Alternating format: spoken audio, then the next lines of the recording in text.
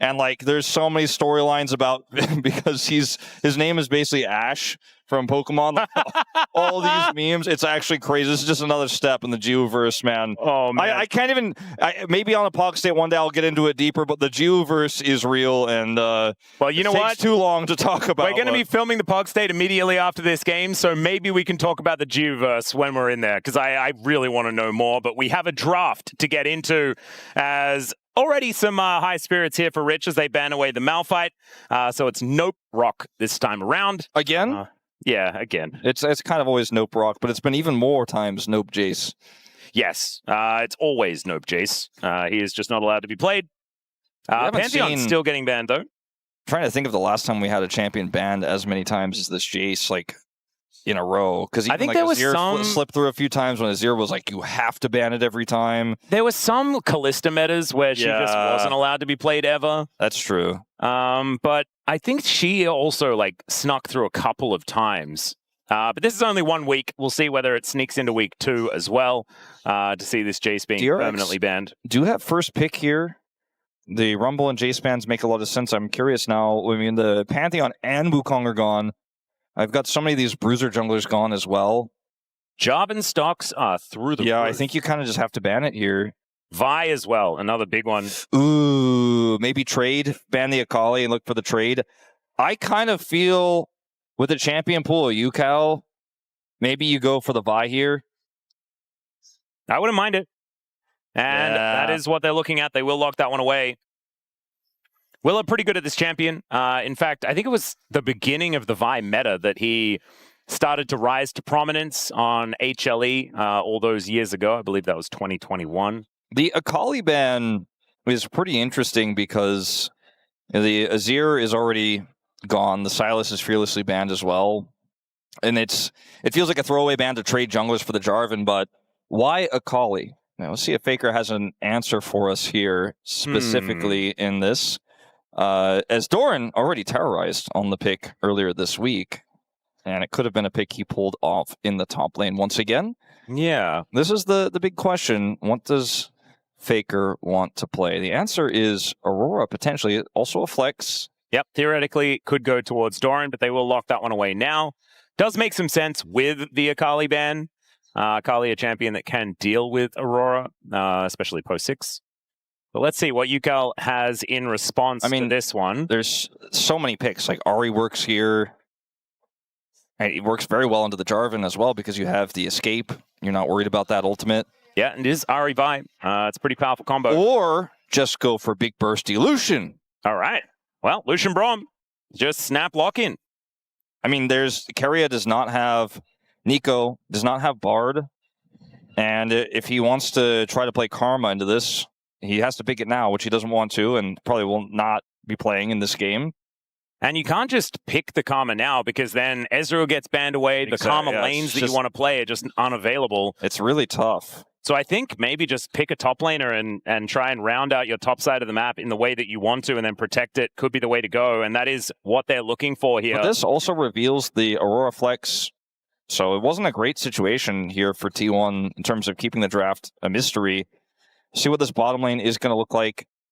We already saw the Milio tech, right, from Keria. I'm sure he's got a few other surprises for us. Won't be playing it with Lucian this time around since that has already been locked away. These bans may give us a little bit of a hint. But again, for T1, you kind of don't want any hints to be given over here. So, like, this whole draft for T1, you could tell, like, almost every pick has gone down to the last seconds because this first pick Vi into the Lucian has thrown them for a bit of a loop here. Well, Cassante, surprised not going to be played by that, considering how decent Gwen usually does in the matchup. Ooh, Zaya. I think it's a cute ban. I would have liked Rakan to be banned away instead, just because Keria, I feel like, is the most dangerous on that champion. But just wanting to avoid giving them any safety into the cease and desist out of the Vi. I wonder if there's any, like, steam in a Callista Renata lane here for Pays and Keria. Might be one of the lanes that you could try to go toe-to-toe with and works well into the Vi. Bailout could be quite strong in this comp as well. Yeah. Could it be getting rid of the Karma? I imagine that could be a decent option here. I feel like that's one of the safest bets here. Zeri is the only other scaling pick that's really left for this best of 3 in this meta. They can't just go Ezreal Karma here, but your engage is so weak. I like the Kalista Renata angle more, and I think that's where we're headed. I like that. FaZe thinking about locking this one away, and there's going to be no way for them to pick away a Renata, right? You're not exactly going to be playing top lane Braum ever. So Renata going to be locked in. I mean, pick your poison. It's either of those. I mean, this is like Keria and FaZe being like, we didn't really get a lot of value out of this second pick that we locked in. We chose this, and it is not really going to pass. Like, we revealed our mystery early with the Gwen lock, and now we're kind of just face up on this one. And for the side of DRX, now that they know what it is, we'll see what their answer is going to be. The Gragas can be great in these scenarios because he's not necessarily dive at all. Can do well into the Gwen and like can engage from such a far away to disrupt the Kalista because she's so low range. Actually, kind of a unique pick here, but it makes a lot of sense. Yeah, it's a cute one. And then we just go Ahri from here. Ooh, Syndra, I'm not as sold on. I feel like it's very risky. I do like the amount of damage that they have available, though. And so it does mean that if FaZe starts hopping mad, then perhaps there's just a million orbs that are going to be thrown into his face, and you can't really do too much to hop away from it. The Renata comes in very obviously. Yeah, I want to say Kalista, or sorry, not Kalista, the Syndra is 0-2 so far here at the LCK Cup. We saw it almost win. I believe it was even yesterday. That was it Romer that played it. It's been a pick that wins you lane oftentimes, and perhaps that's part of why UCal picks it up here into this Aurora. But if you fall behind with this comp here for DRX, like, say goodbye to the game. It's just not going to happen. You have some conditional engage with Vi. Like, yeah, that's why I like the Ahri more, because you have Vi Ahri as a setup, and then Braum can follow up. You have the Gragas, again, somewhat situational engage. Whereas on the side of T1, they have disengage, they have burst damage, they have sustained damage, and like they have so many different ways to disrupt how you're going to fight that if you fall behind, I think it is just not going to be playable. Yeah.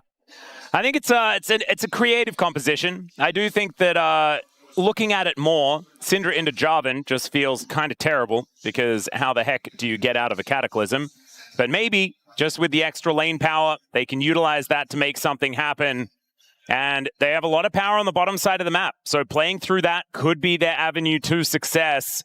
But, I mean, it's Kalista Renata, so who am I kidding? Could just be that T1 run away with it on their side as well. This is going to be a pretty, I imagine, volatile game. Let's get into it.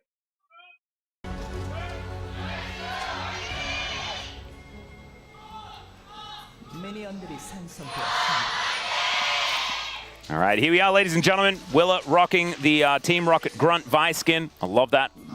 Big fan. And Rich just going to wander towards Faker. He's cheating. Yeah, this is supposed to be a 1v1. Yeah. Get out. And now a little bit of a walk here for Gragas to get back towards the top side. Thankfully, he's a limber, larger gentleman.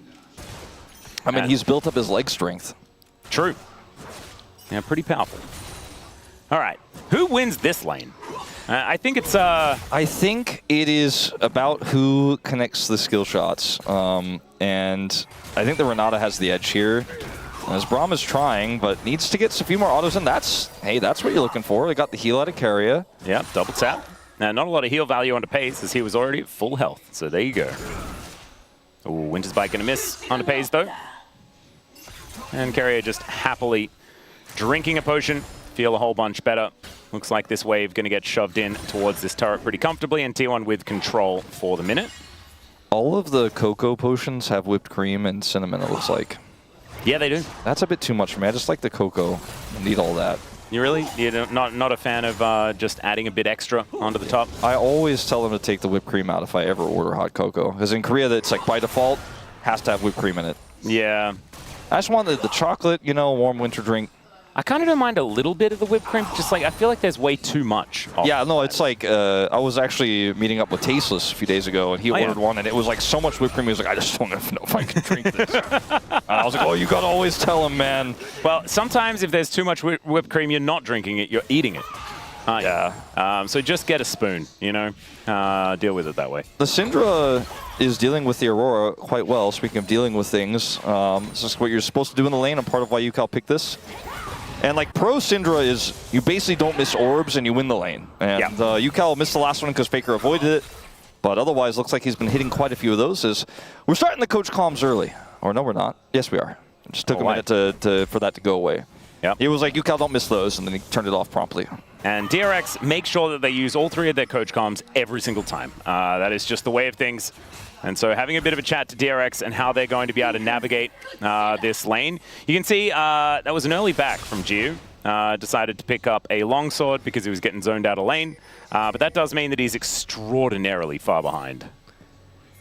Oh, this is a little bit cheeky. Cute little ward there, spots Owner on the invade. It looks like maybe the coach comms shot called Willard to wrap around and look for a gank on Doran. Yeah, as he's going to be making his way in. Rich looking a little worse for wear as double flashes are going to come on through. Vault Breaker is going to be the result as Doran goes into the mist and will now, without flash, just look to go back home. They stay, actually, up on the top side. Kind of a scary situation here for Rich.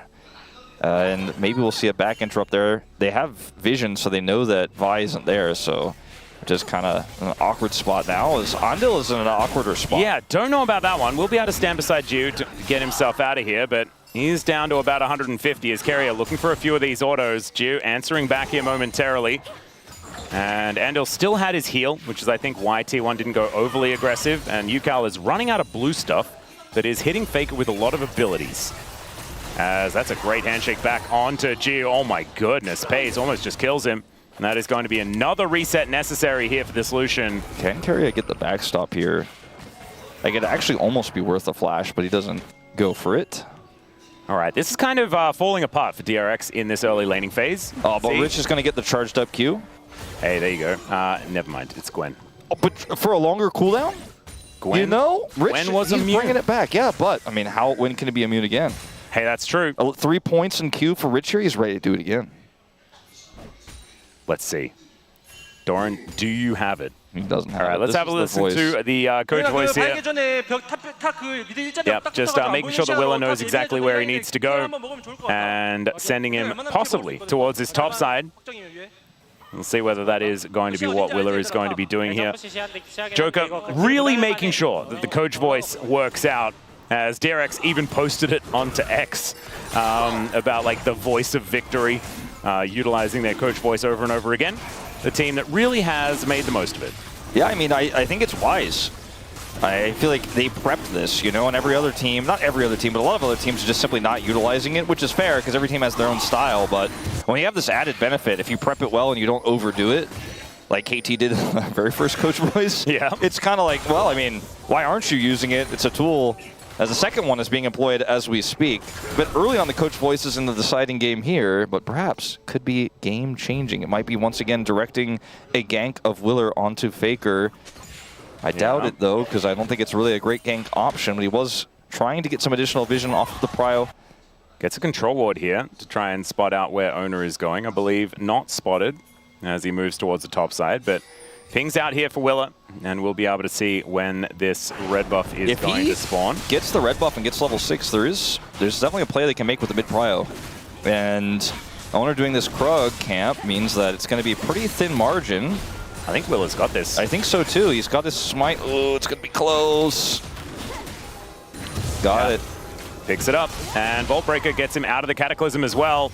Now Doran looking to try and close this one in. There is, oh no! Delivers him over the cease and desist, comes down. They're looking to try and kill Doran, and they do manage to take him out. First blood over to Willa, as now Owner desperately trying to pick it up, and he will be able to at least get rid of the enemy jungler, as body slam avoided with a swift flash from Owner. And between worlds goes Faker to get out of the way of UCal. Fallen in the bottom lane, potentially. Yeah, another one here, as Giu taking so much damage here. The handshakes are just so good here from Carrier. Hasn't really dropped a trick when it comes to his ability to play the Renata. UCal, very wise, comes up here, spots out Owner. Sees the crab being taken, but Doesn't want to push his advantage into Faker any further. Faker stayed, even though the ult was available. Yep. Looking for a red buff invade, giving Willa all of that information. And this is the time to assert pressure on top lane and push mid and go top. And we can deny farm and things like this. You know what? Like, watching this, I'm like, I think Joker's going to have a job next year no matter what. Because he's showcasing that he knows exactly what's going on. He only has DRX's vision, but he's able to set up plays like this. Now, this is kind of funny. Puts Doran into the Vi, but like, or into the Jarvan, and it pushes him into melee range, really what I'm trying to say.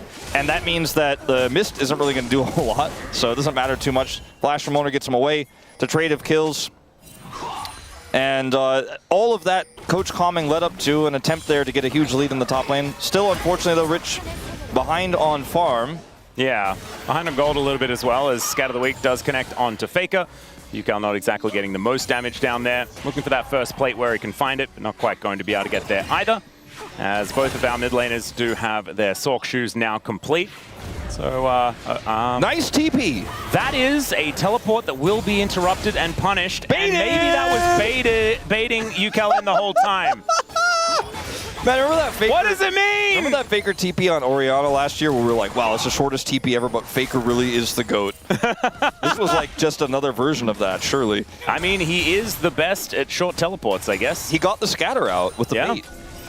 And now, T1 looking for an angle here. Handshake onto Willa is going to miss. The Fate's Call also kind of goes wide here as now Pei's in a bit of trouble, but Faker makes his way over. Cease and Assist comes in. The bailout is successful, but it's Chiu that takes him down in the end. And Andil, not long for the world. That is Faker collecting that kill. It's a double for the GOAT.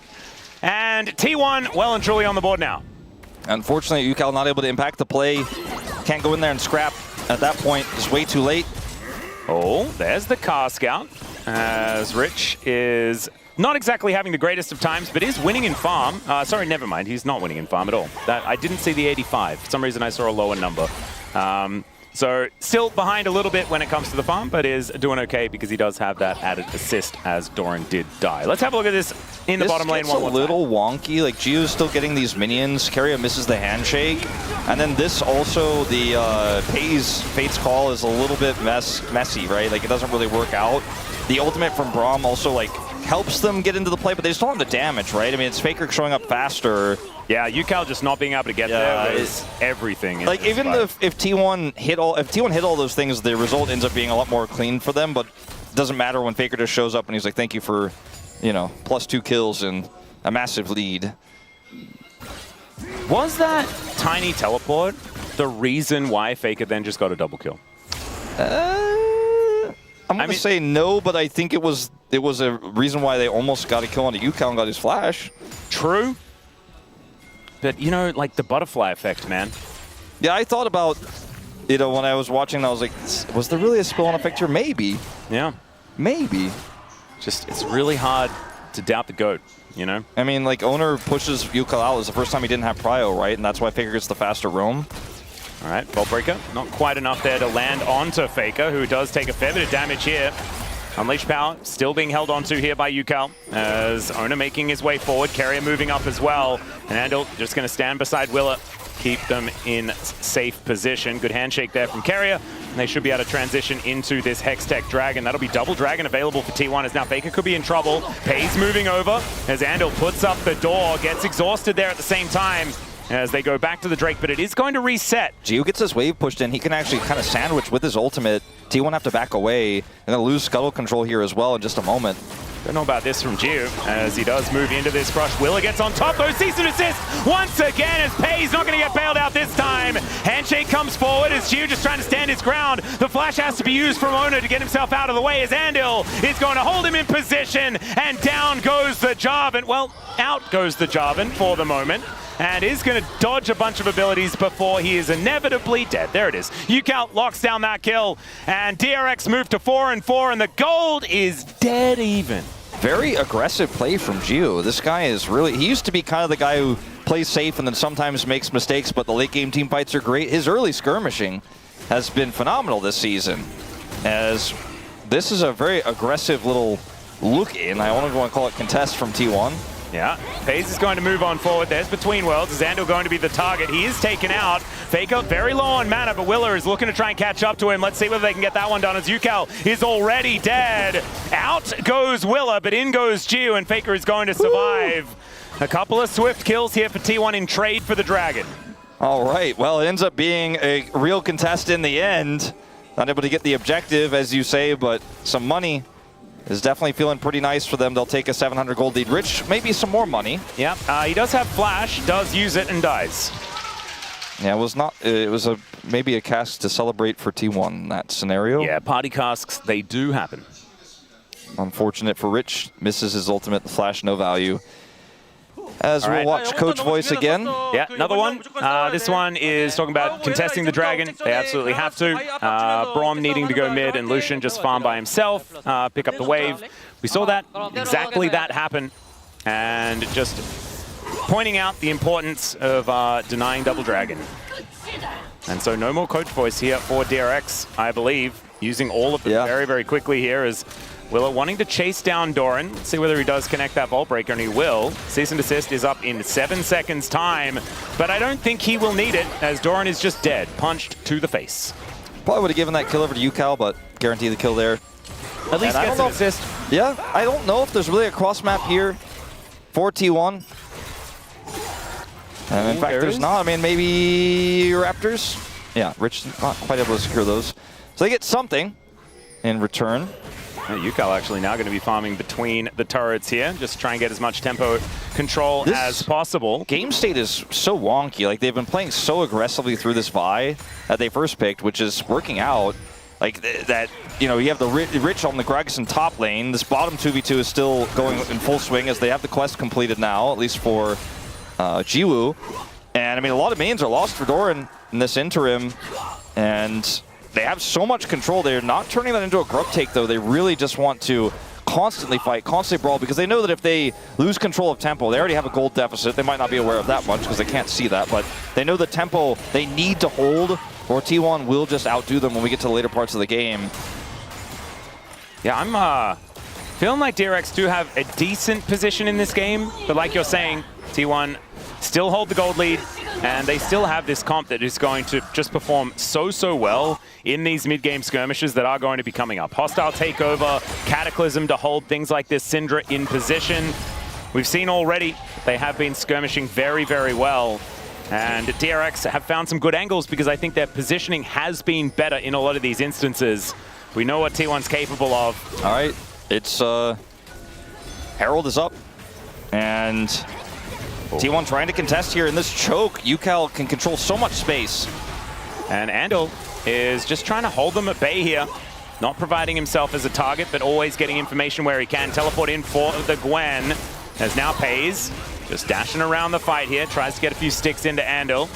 As it will be Willer taking down the Rift Herald. Also gets himself the Scuttle. And like T1 are now here. What is... For no reason. Yeah, the owner's almost like he didn't see the kill feed. Like, he's like, where'd it go? Also, like, bizarrely, Rich was, like, doing blue buff. I mean, you know, he didn't even do blue buff. He was just rotating up that way. He had TP. They got the TP out of door, and Rich just wasn't involved at all. Just hid himself. Well, Faker goes between the worlds. Flash out from Yukal, respecting the damage potential of this Aurora. As now Gio possibly in trouble, throws down the barrier to try and keep himself up. As now Willer looks to get in there. There's the flash, gets on top of Pays, and they will be able to get that hostile takeover out of Carrier, but it's dodged so beautifully by Gio. He does go down in the end, but it's a trade of 80 carries. Owner's going to go down as well as Willer, surviving for a very long time, but it's Faker with the cleanup. He comes in, takes down the enemy jungler, and it's a 3 for 2 in favor of T1. I mean, DRX in this situation just will not stop the fighting. Like, they are hard forcing, but in this case, hard forcing on, you know, a Fate's callable target there. But it's like Gio actually played that so incredibly well. It almost broke my brain in that fight. The dash out of the way of the hostile takeover to make sure that he could keep hitting. And look at this. They go on to Carrier, but he gets Fate's call, but then they turn the focus on the Pace. He still gets the bailout off and can kite away, and that's really the difference maker here as Rich finally shows up. He has teleport advantage, but Yukal can't be here, so it's really not the numbers advantage they would have otherwise liked to have. And Willer sacrifices himself to secure that kill, but makes it a 3 for 2 for T1. Winning out on the exchange ultimately here. And tempo slipping away a little bit here for DRX, but they're not done yet. They're going to now try to collapse on this bottom side of the map and look for a dragon take. It's once again Mountain Soul here. Yeah. Willa does have his 2 items complete. Owner a little bit further away from the Black Cleaver because he built some shoes. It almost feels like every time we look at one of the side lanes, like DRX have an extra member there and are getting additional push. Like Doran doesn't have TP, and this wave is going to crash into this turret, and DRX also have control of the bottom side of the map. Like, they just will not stop the aggression. The tempo is theirs. Like, they are constantly pushing T1 around the map. It's really impressive to watch, despite the gold deficit, despite that loss in the last team fight. They are just going to keep trying to force, and it's working well so far at the start of this dragon. Rich rotates down. Doran isn't here. I don't think this fight is possible for T1. It's not playable. A free dragon. Yep, they do just give it up. And now Jiu able to dash over this wall. Owner was thinking about going for a little bit of an engage in the interim, but doesn't actually come on through there. As the handshake onto Andal, not too much to come of that one either. As Rich is going to turn up towards his top lane, but Doran has taken so much crockery out of this top lane outer turret. Yeah, that's the trade-off. You know, makes you wonder if for T1 they're just kind of like, that was not going to be a playable situation. Doran just push. We'll give this dragon. We'll fight for dragons later. Our comp is starting to really gain some steam here. This 4-kill Aurora. Looking for Ucal. Yeah. Between worlds goes Faker, and dead Ucal in an instant. Willow was thinking about trying to back him up, but he was, yeah, he was already on the floor. It's really starting to feel like DRX might not be able to right the ship. And they ended up getting the dragon there, playing through that aggression, but they lost so much gold now. Bottom lane, top side, as you already mentioned, Doran has pretty much put this turret in the bin. Just a few more waves will do it, especially if he gets any jungle attention up there. Yeah. Empowered recall.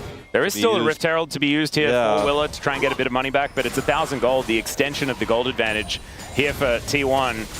And they know... Look at this. The burst damage is insane from Faker. He's 5-0. Exactly. He was 4 kills at this point. Obviously has his tier 3 boots because he has his quest complete. He just has so much burst. They know that even if Willer ults, that they're pretty safe to do this. They also had Faker's flash. And it's really just a zero risk play on that one. Well, T1 now continuing to push here now in the mid lane. Some crystalline overgrowth coming on through on both sides. If they get any spare time with this turret, I think a little dangerous as the culling is going to come on through here. Carrier taking a lot of damage. Does have to flash. That's a big win, and I think they can just drop this and take this mid turret now. Yeah, should be able to. There is the Rift Herald going down, so that is going to be Shelly charging in. FaZe is going to turn up yet again as the crystalline overgrowth does go down.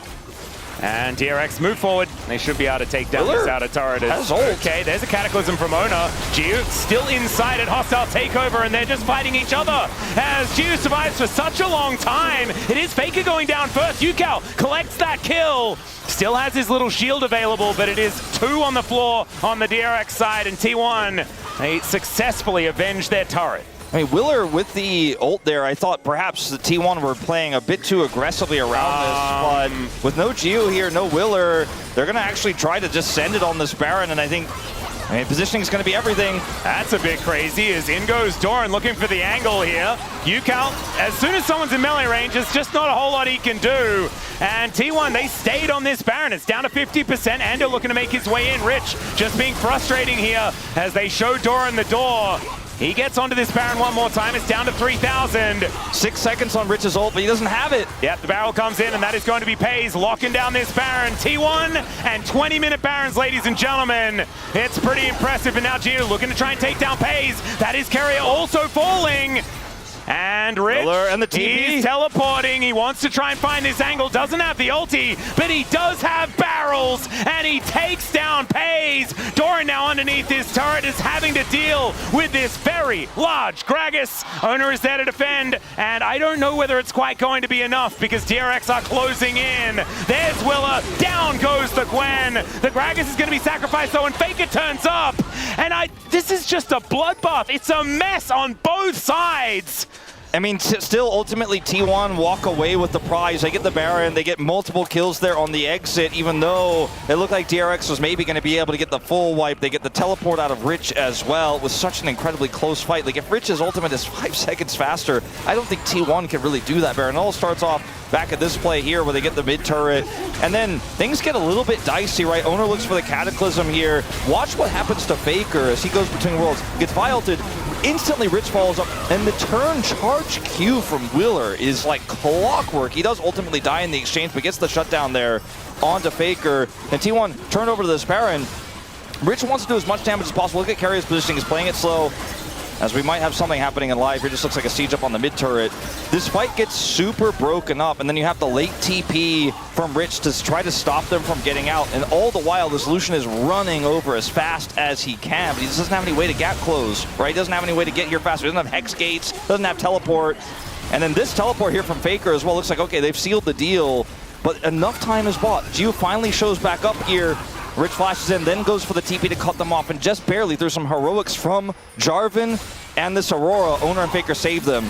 And in the meantime, we have even more stuff happening. Owner goes in, Willer down very, very low, but he has now a door to try and keep him safe. The culling is just going to split off this fight as the Fate's Call does go down, but Carrier not actually going to utilize it. There is a soul point on the table here for DRX, but T1 have started off this Dragon, and Ando looking a little worse for wear.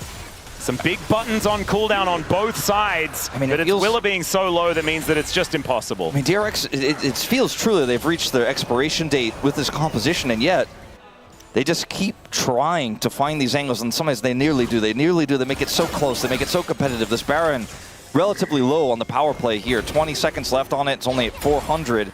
But the fights they keep taking, these scrappy ones with the aggressive scatters, the Violts, the crazy Gragas casts from Rich, it gets tougher and tougher as these resistances start to come through on any Mountain Drake picked up, as these items start to come through on these fed carries. I mean, this Gwen is so big, almost too big to fail already. Looking for the ult now, and Owner's there. They're going to have to just send it mid, I think. Yep, DRX looking to try and go for a bit of a cross-match because they know that Rich is just very, very dead. Doesn't have the cast, doesn't have a chance, and he is going to be taken out. Looks like no real angle here, though, for DRX to try and make any cross-map play, as it's just going to be Willer taking away the enemy red buff.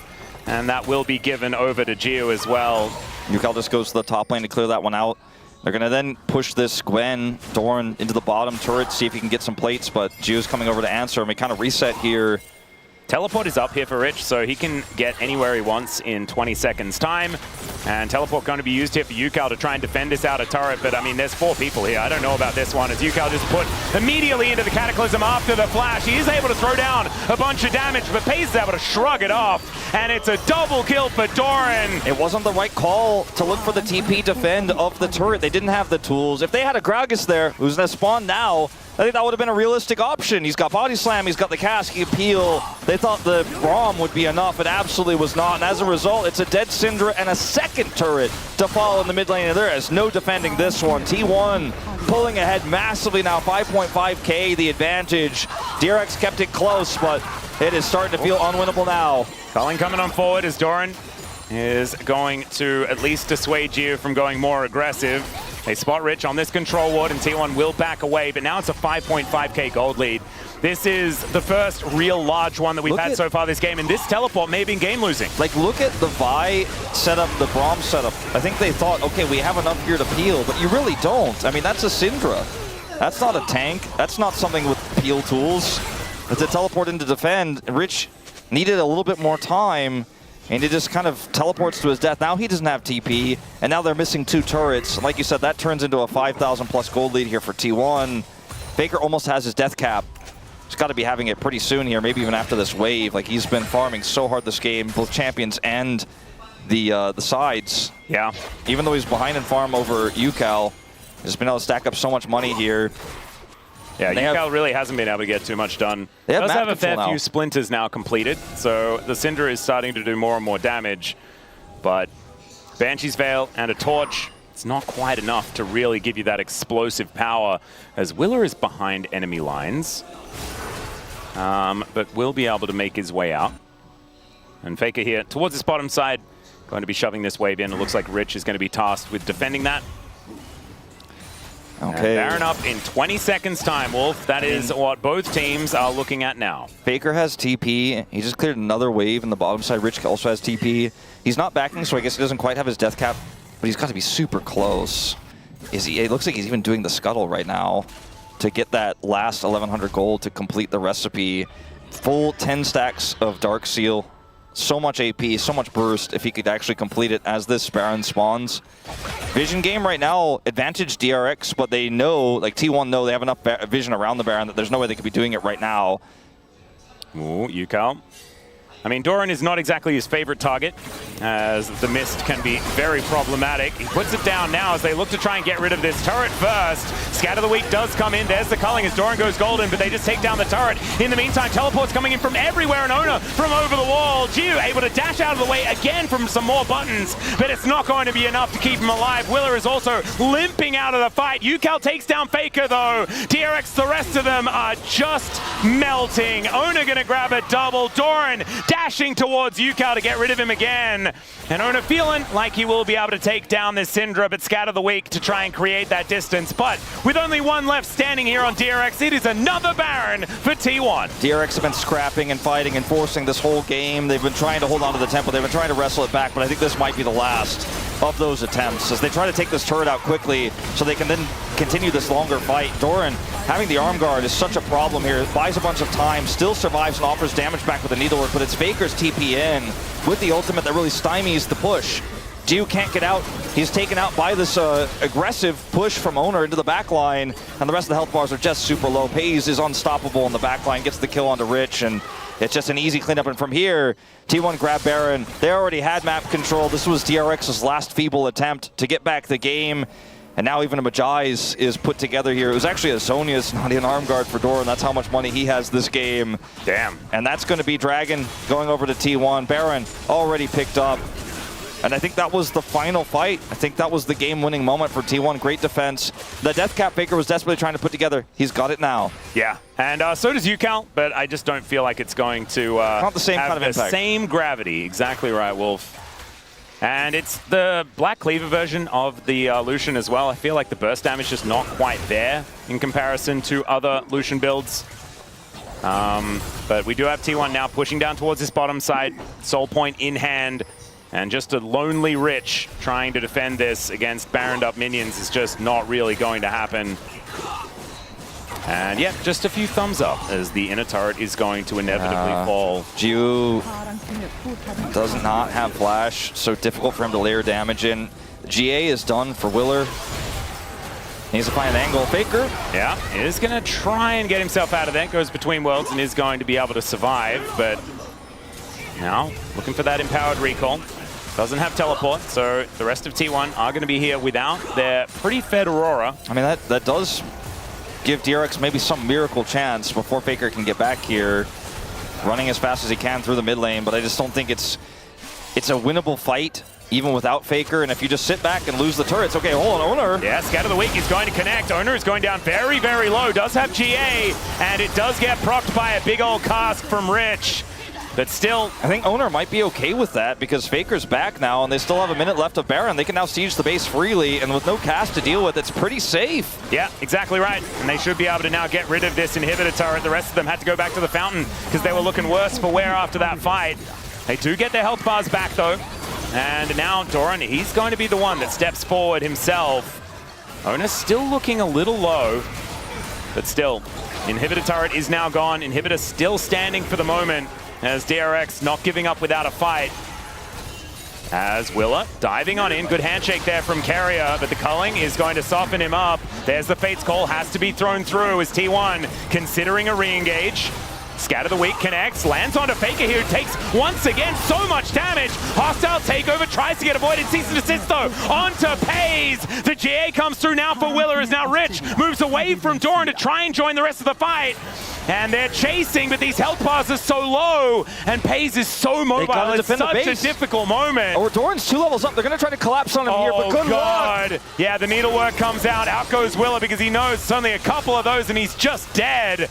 The rest of DRX are able to navigate it, but look at this, T1, they were the ones running away before, and now they are looking to try and take down another inhibitor in the enemy base. I mean, DRX from a thread, hanging on in this game, looking for Pays now. I think he's just dead. The handshake goes wide, the bailout doesn't work, and now they're going to chase down Carrier. There's the Scat of the Week, and Force of Will be able to take him down. I mean, a few more kills, and they could actually turn this game around.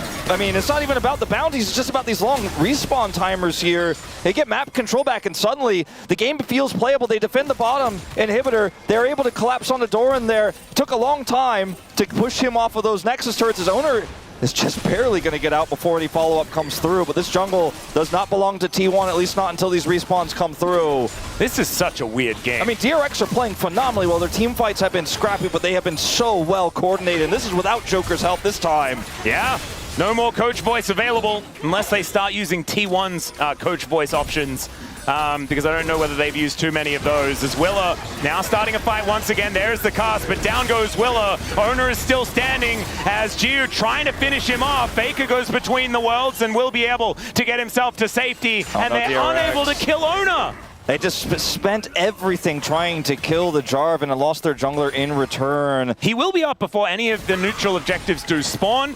The problem is 5 versus 4 with a base that's open like this is still very, very difficult. That's why T1 will be able to continue pushing down. That's why they're dropping every orb, every cask onto this wave right now to clear it, as he will respawn in 20 seconds. And this wave is cleared. They push it up so far that the base is safe for now. The fact that DRX have a chance in this game, the fact that there's still a world where T1 could mess it up, the fact that there's still a world where a cask could split Pays and carrier or any carry and take them out and then possibly win a 5v4 with this Lucian that doesn't have IE. He's got Flicker Blade, even brought the Maw for safety, could somehow still come back and win this game. Doran is about to hit level 20. I mean, I don't think DRX are going to do it, but I've seen this game flash before my eyes a few times here, and we've already seen an upset today. That it's still competitive, Wolf. Right now, 8.6 thousand gold. It's a very large lead. I mean, by rights, it should be done. It should have already ended, and yet, here we are. We are. All right, let's just see. 12 seconds on this Mountain Soul as Rich looking to try and catch Faker here. Did have the rest of the squad coming on down as Doran diving on forward. There's the Drake spawning. This is Mountain Soul. Yeah, Mountain Soul for T1. Carrier rushing over. He has Ghost, ironically. Should be able to get here, no problem. And also has his ultimate to push, stop the push. Yeah, Rich, oh my goodness, that burst damage absolutely insane as Doran diving on in. Willow looks for the angle, great handshake onto the Vice. Doran thrown around like a ragdoll. Great use of the body slam, but Doran should still be able to kill him. He goes golden just to buy some space, but Yukal's dead. Both solo lane is down, and T1 have decided that it's time to win as Gio not able to keep himself alive this time. It's Pays that locks down the kill, and this time it's only Willa that survives. Top damage in the fight goes to Jarvan for T1. That's insanity. And unfortunately, the fight was a bit disjointed there for DRX. It needed to be a desperate one. Willer's ultimate on the wrong side. And T1 walk away victors on what was a closer game that I think that it had any right to be. Oh dear. Willer is very, very dead. Nexus turret's going down, and T1, they will finish this one off 29-15 in a 34-minute game. Are you not entertained? As this was a bloodbath from game 1 to game 3. In the end, T1 able to take it, able to even up the scoreline.